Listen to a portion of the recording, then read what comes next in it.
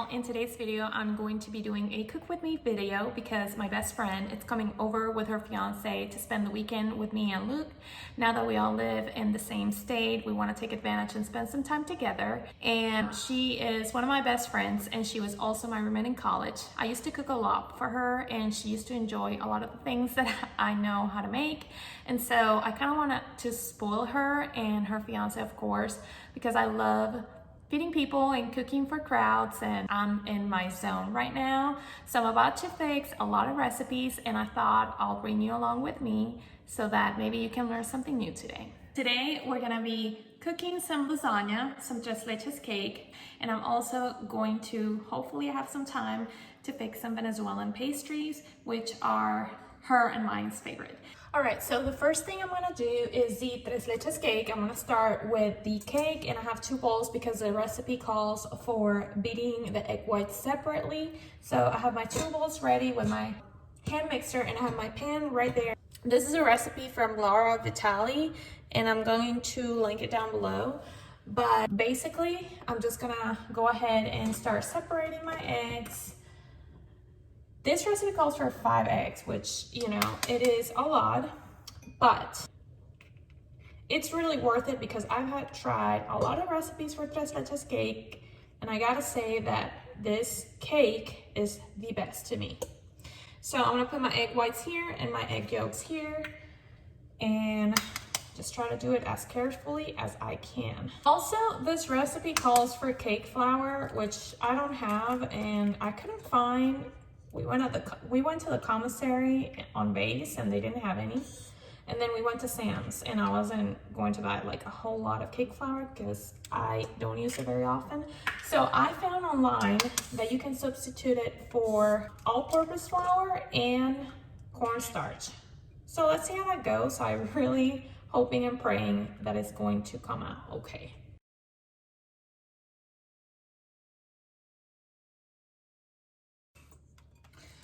All right, so I'm pretty happy with my meringue. As you can see, it has, well, I don't know if you will call these soft peaks or stiff peaks, but I'm happy with what I got going on here. So I'm pretty sure that this is going to give the cake a very fluffy consistency. So I'm gonna watch it because it's all gonna go in the same place. So I'm gonna set this on a side. All right, I think in there you can see somewhat what's going on in here. So to this egg yolks, I'm going to add 1 1/4 cup of all-purpose flour plus 3 tablespoons of cornstarch. That's going to be the substitute for the cake flour, which this recipe calls for 1 3/4 cups. So according to internet, those are the exact conversions. So I'm going to start with the butter and the sugar. And these it calls for a 1/2 cup. I am going to put it in the microwave for like 10 seconds so that I can soften it up a little bit. So I know I'm supposed to cream the butter first and then add the sugar and then add the egg and then add the flour, but I'm not gonna do that. I mean, I am doing a lot of stuff today, and I know it's gonna come together anyways because I've done a lot of cakes in the past and it all comes down all right. Sometimes, you know, as long as you don't start with the flour, I think it's gonna be okay. So I'm gonna start with our butter, and I'm going to cream this, and then I'll add my sugar. All right, so this is creamed, and I'm going to add 3/4 cups of sugar, and I'm just not gonna worry about it. I know I am supposed to incorporate this slowly, but I really don't have time for that today. So I'm just gonna add it like that and start beating again. All right, so I'm gonna finish adding up my liquids, and in here I have milk. I'm gonna add also 3/4 cups, and I'm gonna add my vanilla and just beat it up. I mean, I really, like I said, not following any order with the ingredients except for the beating egg yolks. So 3/4 cups of whole milk.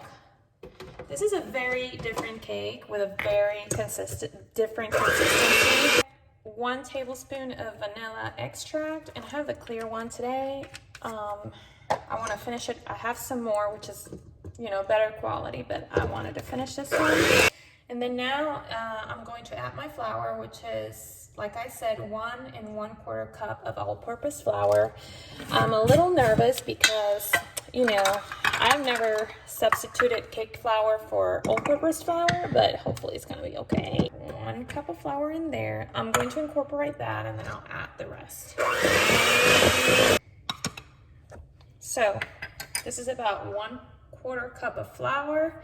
I'm gonna add it in there, and now I'm also going to incorporate my cornstarch, which is going to be 3 tablespoons. So I'll have my tablespoons in here. Then 1, 2, and 3.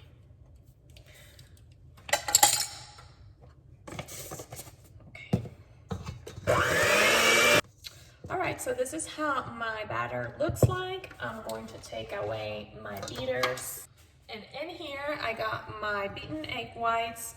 I'm going to start with a little bit. And I'm going to incorporate it with, well, I guess I'm going to fold it into the mix. Start, well, I don't know why, but I've seen a lot of cake experts doing it this way. They start with a little bit and then they add the rest. So that's what I'm doing today. All right, so I have the rest of my egg whites beaten, and I'm going to go ahead and add them all. And I'm going to try and be very careful not to overmix this.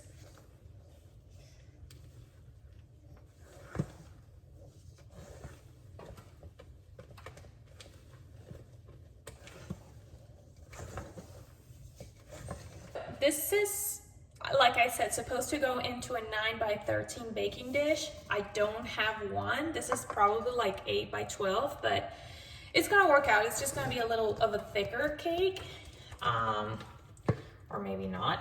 Let's see. So I'm gonna add it all in here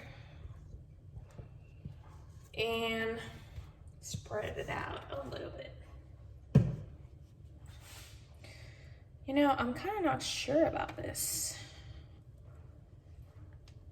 Well, I guess it'll be a very thinner cake. I don't know, I haven't made this in a long time, and last time I did it, I did not have the same baking dishes. I remember I liked it a lot, but I don't know. I'm a little stressed out, I gotta say, because, you know, what if the cornstarch and the flour doesn't work? Let's see. All right, so my lovely cake is gonna go into the oven, I assume for 30 minutes. I don't know, every oven is different. I'm going to be checking it, and when I think it's ready, I'll just take it out. So let's put it in here.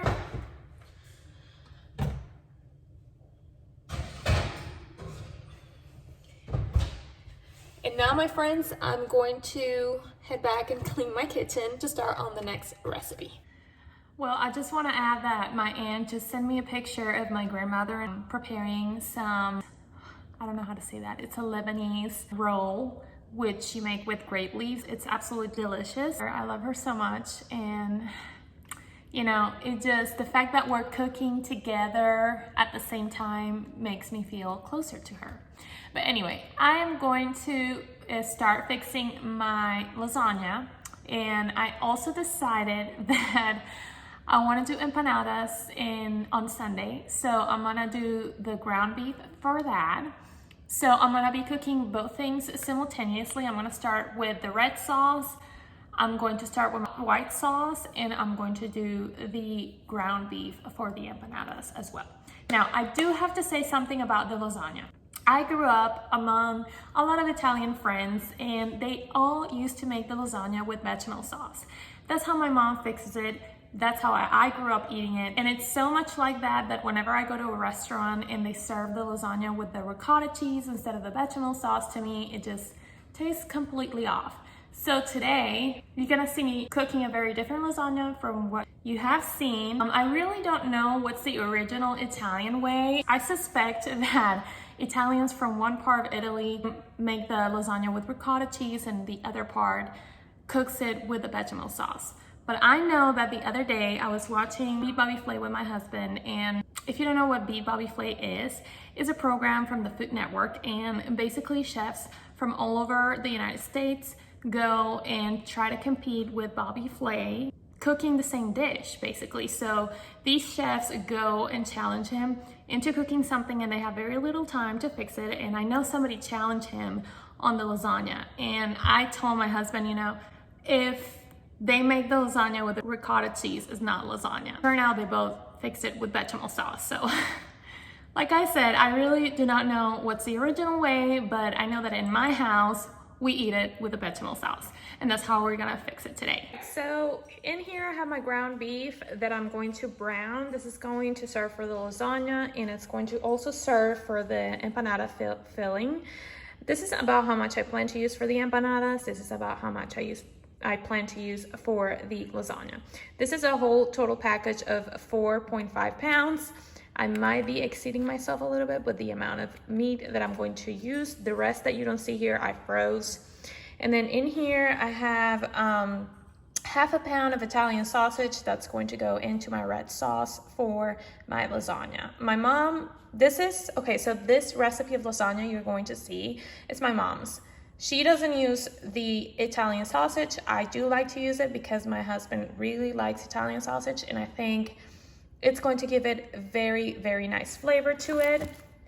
I'm using mild today, but if you like spicy, I'm not using spicy today because my friend doesn't eat spicy food, but we do like it on the regular. So if it wasn't because of that, I'll probably be using spicy. So I have my oil preheating here. I think my cake is going to need some more time. Let's give it like, I don't know, maybe 10 minutes. I'm gonna start by browning up the entire ground beef. And once this is all brown, I'm going to drain it, and then I'm going to separate it to season it differently.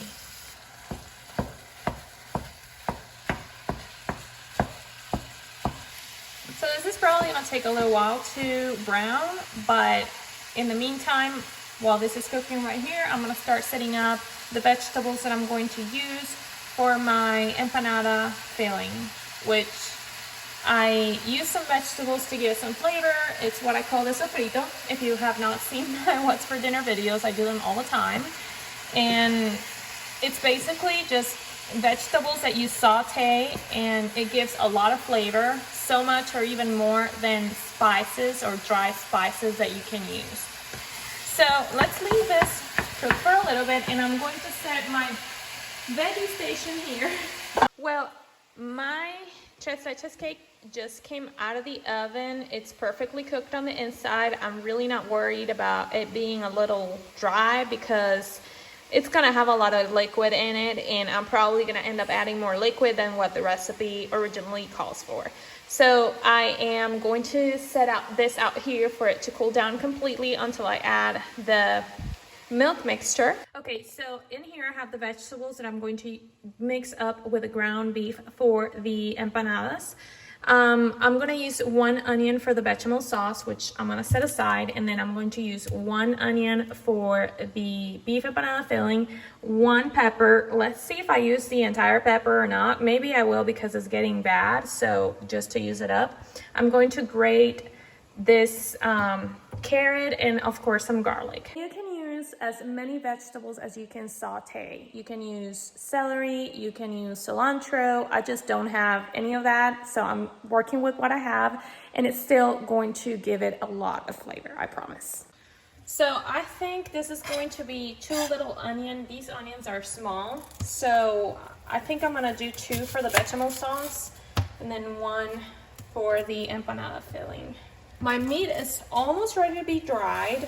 I like to cook it on medium heat so that it can actually lose all of that liquid, and you know, that doesn't really give it a very nice smell to the ground beef. So I'm trying to accelerate my pace here because there's a lot of things I want to do today and I need to get going.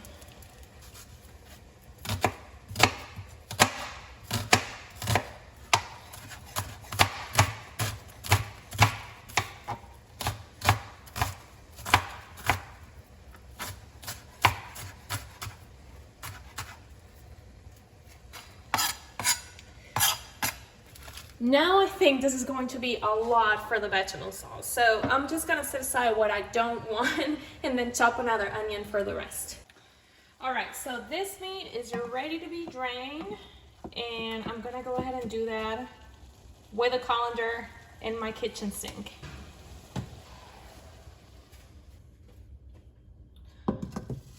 I really do not like the liquid that the ground beef leaves behind, not even that little bit. So I'm gonna go with a paper towel and I'm going to drain that because I really do not like that smell. So now that my ground beef is ready, I'll remove it from the sink here in a little bit. Well, it's in a colander, but I'll remove the colander from the sink here in a little bit. I'm gonna start by browning my sausage. And you know what? I'm starting to think that this is too little sausage for the amount of meat that I'm gonna use, so I might pull the rest out of the refrigerator. It hasn't been there for a long time, so you know what? I'm just gonna go with my gut feeling and do that because rather having a lot than having too little. It's just cold, not frozen.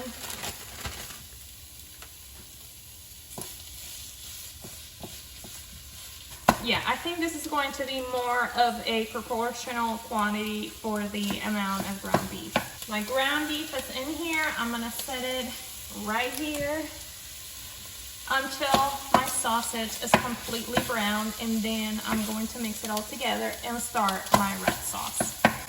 But I still have a lot to chop, and I don't know why I put myself through this. I really don't, but it's okay. It's all going to be fine. I have my onion here, which I am gonna end up adding more, and I have my pepper, and I'm gonna chop it off. You might be wondering, you know, it's really weird to add like grated onion, but you have no idea of the amount of flavor that all those veggies can naturally give to your ground beef. My sausage finally browned and it's finished cooking. I have my ground beef here. I am going to do the red sauce in this pan. Then I have this pan for the empanada filling, for which all the vegetables are already chopped. And then I'm gonna add some, this is avocado oil, but you can use any oil of your preference. Okay, so while this pan heats up, I'm going to add my ground beef, and I guess it's going to be like about this much for my sauce, and then the rest I'm gonna leave for my empanada filling. Because I have not seasoned my ground beef yet, I'm going to go ahead and add some salt and pepper. I don't measure the salt and pepper. Honestly, I just add however or as much as I think it is, you know, proper. So I'm gonna mix this all up. So I'm gonna add this right now, and I'm probably gonna go for 2 jars. If I have leftovers, I can always freeze that and eat it with spaghetti later. It's just one dinner that I don't have to worry about except for fixing the spaghetti that day. So I'd rather just having a little extra. And oh my God, the smell, it's just so delicious. It really does not need anything else. It tastes so homemade. And I don't want to brag, but I said at the beginning of this video that I grew up among a lot of Italian families that were friends of my parents, and everything that came out of their kitchens was always so fresh and so delicious, and nothing compared to what you can buy store-bought, except for this sauce. I mean, for real.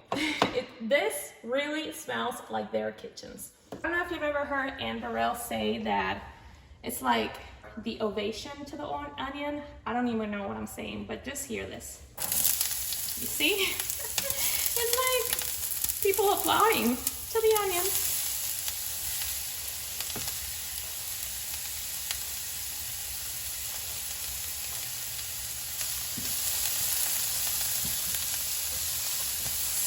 I'm going to let this cook until the onion is transparent. If you're a chef and you're watching this YouTube video, you might be mortified because I added the carrots to the onions and all that.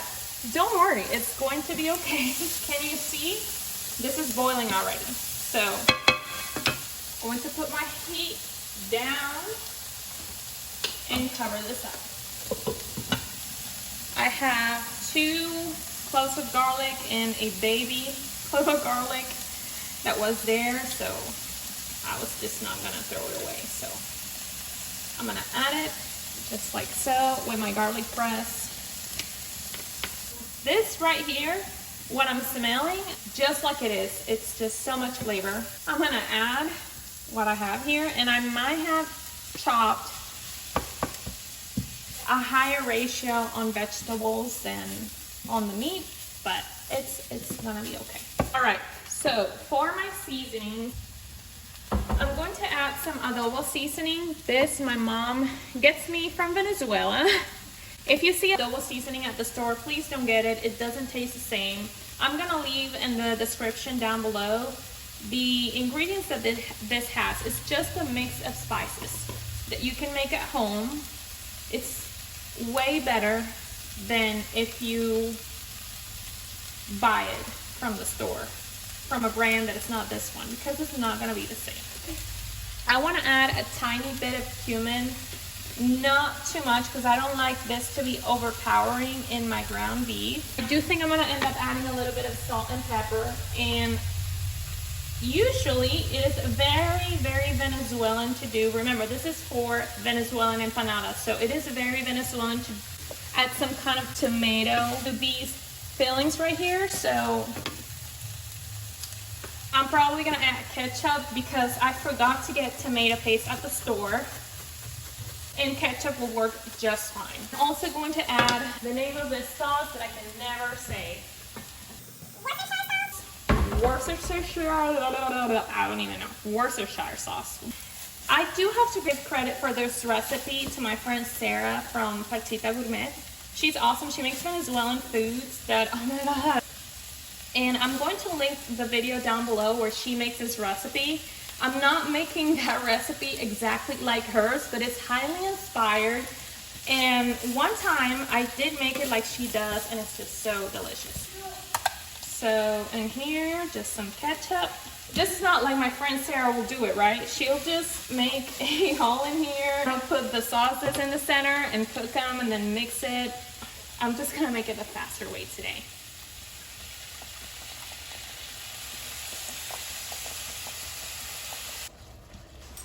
All right, so this is the part where I try it. I'm gonna grab just a tiny bit. And I think it needs more salt, definitely. More adobo seasoning.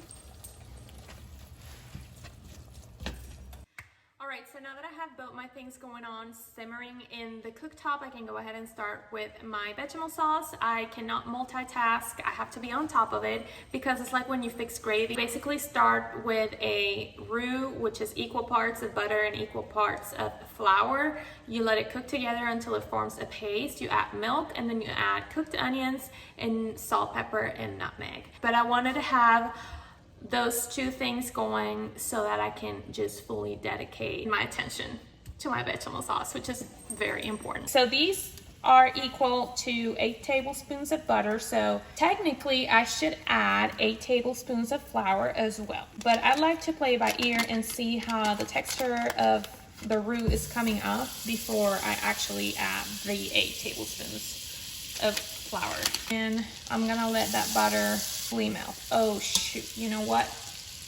I did not brown the onion first, but I'm gonna add it just with the butter. I'm gonna let it cook a little bit in the butter.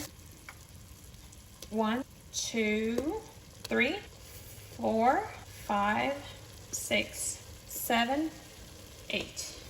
So I'm gonna start doing my roux.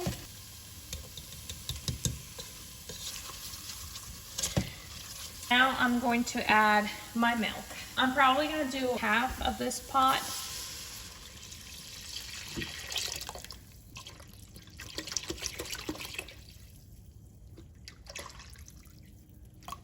Now that is going to need a good deal of salt.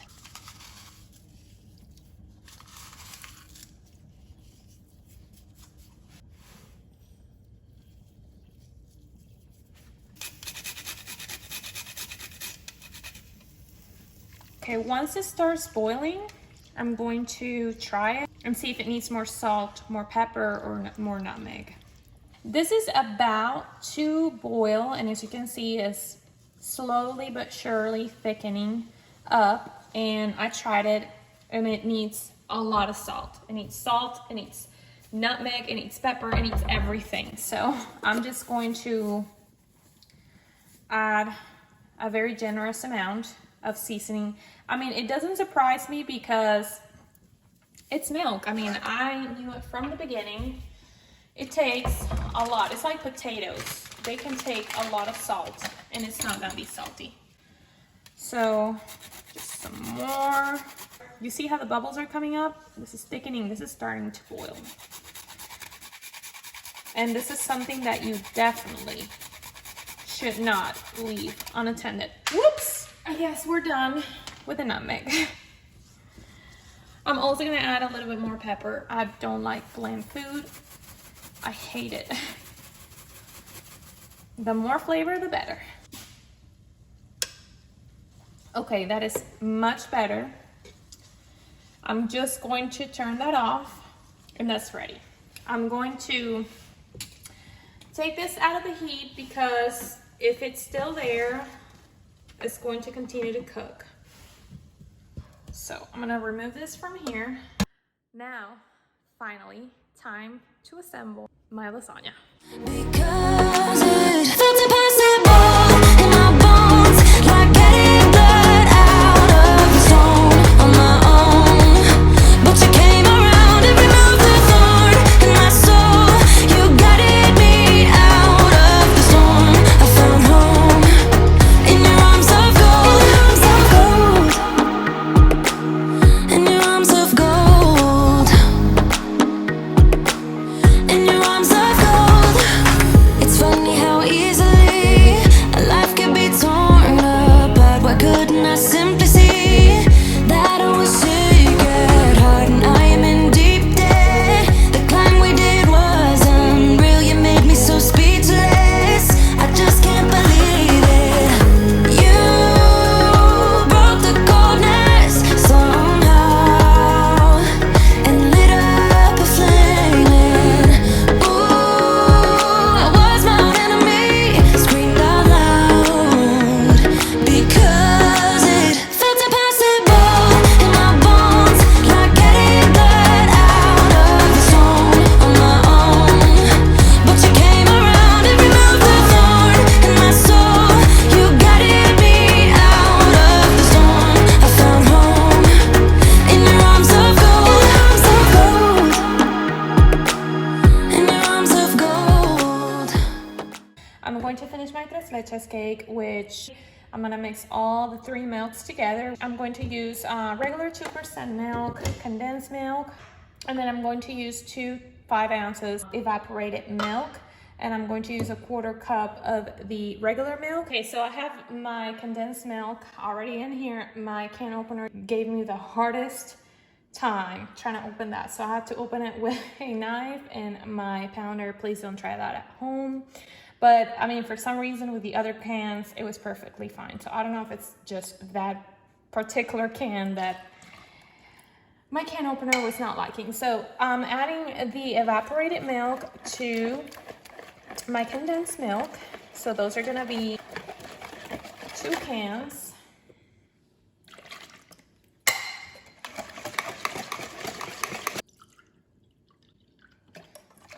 I'm sorry. Okay, that's very good. Maybe just a tiny bit more of milk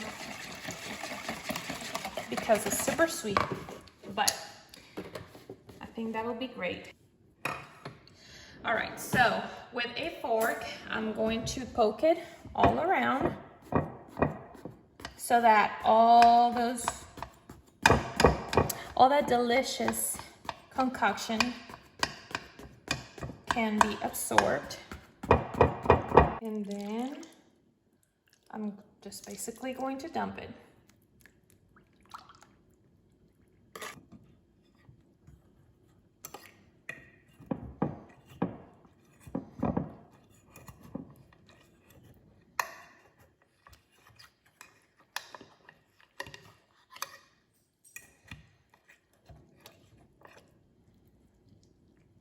Hey friends, it's me popping in here as I edit this video. I wanted to tell you how that weekend went. So my best friend and her fiance ended up coming in that night. I baked one of the lasagnas for dinner and we really enjoyed it. I gotta say I was really happy with the result. The tres leches cake, I wasn't really happy with the texture even though the flavor was really good. I gotta say that it wasn't my fault because I substituted the cake flour for a crazy conversion I found on the internet. Please don't do that. If you're gonna make this recipe, use the cake flour and follow the instructions because you're gonna have a very delicious tres leches cake if you do so.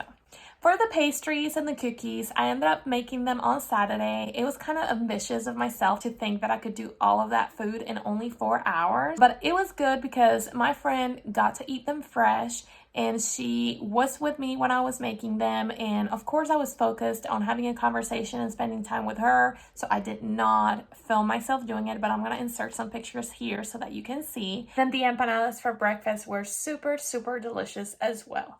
Thank you so much for watching this video. I really love having you here. Subscribe if you haven't already and tell me in the comments if you learned something new or if you're inspired to try a new recipe today. Again, thank you so much for watching and I'll see you in the next one. Bye. In your arms of gold, I rise from the ashes